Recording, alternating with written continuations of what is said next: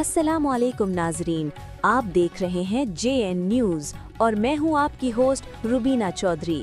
سب سے پہلے نظر ڈالتے ہیں آج کی اہم خبروں پر۔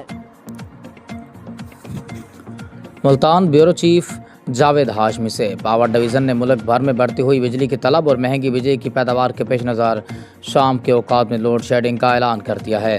ترجمان پاور ڈویژن کے مطابق روزانہ شام 5 بجے سے رات 1 بجے کے درمیان مجموعی طور پر 2 گھنٹے 15 منٹ سوا 2 گھنٹے بجلی بند کی جائے گی۔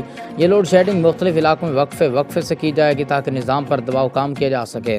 ترجمان کا کہنا ہے کہ اس اقدام کا بنیادی مقصد پیک آورز میں بجلی کی کھپت کو کنٹرول کرنا ہے، کیونکہ ان اوقات میں بجلی کی طلب بہت زیادہ بڑھ جاتی ہے اور مہنگے ذرائع سے بجلی پیدا کرنا پڑتی ہے۔